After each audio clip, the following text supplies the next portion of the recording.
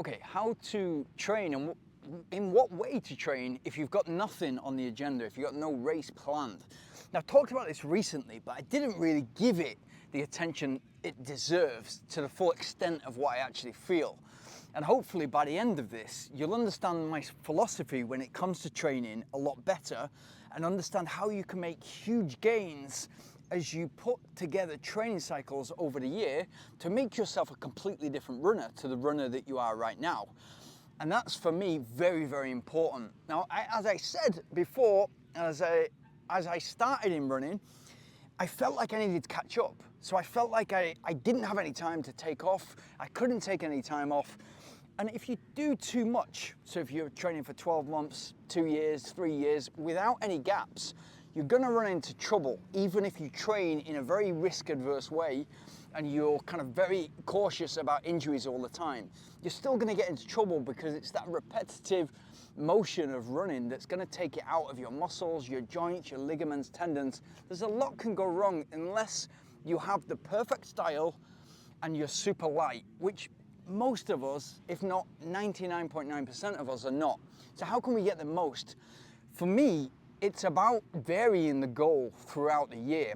So you may have a marathon in 6 months, or you may want to start training towards a marathon in 6 months, or a 5K race in 6 months.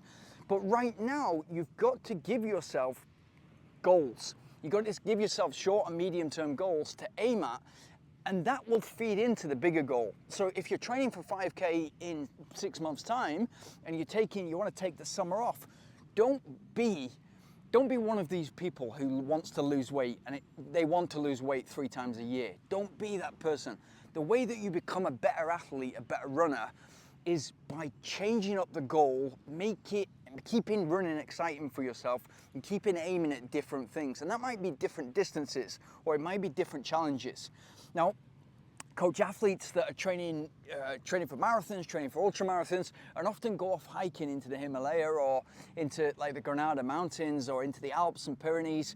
That might be the challenge that you're training for, and it's going to help you a lot mentally and physically and psychologically as well. But it might be that you've just training for a marathon block and you feel mentally you need a break. But in actual fact, what's missing from your game is that raw speed, that kind of speed that you can dig into and go much, much faster than your race pace. So training towards 1 kilometer or 1,500 meters or 5K might be the thing that you actually need. So you're doing lots of like 200 meter repeats, 300 meter repeats to try to build yourself into a speedier athlete that, again, then it will feed into the rest of your running. So for me, it's about capitalizing on my strengths, but also building on my weaknesses. So I never look at the year like, oh, I get a month off or 2 months off. That 1 or 2 months might look like less running and more cycling for me. And as I've said quite recently, what I could have done differently, because I jumped into ultramarathon running and a marathon running, is I could have focused on the shorter distances. Now, you can do both at once. If you're training for 1 or 2 marathons a year, there's a lot of time left in the year where you can be training towards the shorter distances, 5K, 10K, or just becoming a great runner over 20 times 400 meters. I remember during the COVID lockdown, training an athlete very much extrinsically motivated and just was sort of like, well, what's the point in training if all the races are cancelled or postponed? And so one of his development areas, one of his weaknesses was speed. And so we set up a goal for him to run 20 times 400 meters as fast as he can. Now that's going to feed in nicely to his goal, but it's also going to work on that weakness. It's going to develop that ideally into a strength, so that if you develop a weakness and make it into a strength, that's way more powerful than developing an already strength and making it stronger. If you can make that weakness a strong part of your game, it's going to make you leapfrog further. And what happened with him is we started on 10 times or 12 times 400 meters, moved up to 15, then 18, then 20 times 400 meters with 60 seconds rest. And he was super happy. It gave him something to work towards, kept him excited, kept him enthusiastic about running, but completely changed up his regular running, which was much more marathon focused, longer 25 to 35 to 40K long runs with segments in between at marathon pace or a little bit slower. And then your typical sort of 8 times 1 kilometer interval training at marathon pace, or a little bit more than that, maybe 6 times a mile. And it changes it up, it makes it exciting again. And you can sort of put your hat in the ring and sign up for something that you wouldn't typically do. Like, I love to do uphill races, like vertical kilometers. There's a lot of them in Spain and France and Italy. Sign up for an uphill race, and what that will mean happens to you is you'll get really good at hills. You'll get really good at running up hills. And if you get good at running up hills, you're gonna become faster as an athlete, because you'll have more powerful glutes, more powerful hamstrings. You're gonna propel yourself up that mountain much better. You're gonna become economically stronger because you need to propel yourself up the gradient. And especially if you're not used to hill running, or you just kind of go on undulating runs from time to time, there's a lot to tap into. And you'll probably end up after that hill race, either A, you enjoy it, and ideally B, you factor in a hill session every month because you understand the benefits of getting really good in hills.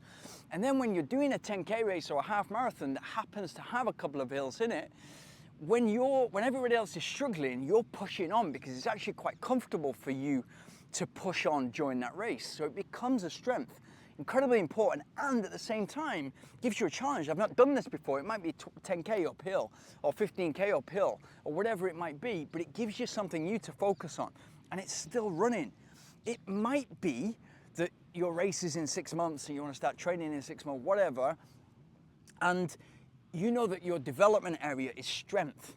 So you know that if you box off nicely, you find out what to do, and you do 2 strong strength sessions per week, and you gather that strength, you also start to look after your diet. You make sure your sleep is good, make sure your stress is completely reduced, so you're getting the most out of all your training. You're gonna become a much stronger athlete, especially if you're consistent and disciplined with those sessions. And that's gonna feed really nicely into your faster work, into your interval training. And once you see that strength in your interval training, that speed that wasn't there before, and you're running faster times because of the stuff that you're doing in the gym, it adds a huge exponential gain to the rest of your running, because all of a sudden that pace that you've been trying to hit for a while in your marathon pace run, or in your segment of faster running in your long running, all of a sudden seems so much more manageable and is either at a lower heart rate or you're able to go faster. There's lots of things like this. There's so many factors, but the bottom line is here. Don't be that person who gets fit 3 times a year and who kind of holds it, they get fit in it for a holiday or something, or get fit for a race, and then they're starting again. They're starting again the next time they try because they've had a few weeks off, and then it kind of like the habits are lost, etc. Habit is formed, and it's difficult to form habits. So make sure that stays, but you just change the habit slightly. So maybe the structure of your week looks a bit different. So you're working on a weakness, you're developing either a strength or a weakness, and you're moving your game forward. Keep it exciting for yourself. Don't let your foot off the gas. Good luck. And if you got anything from this, please like, subscribe, and hit the notification bell.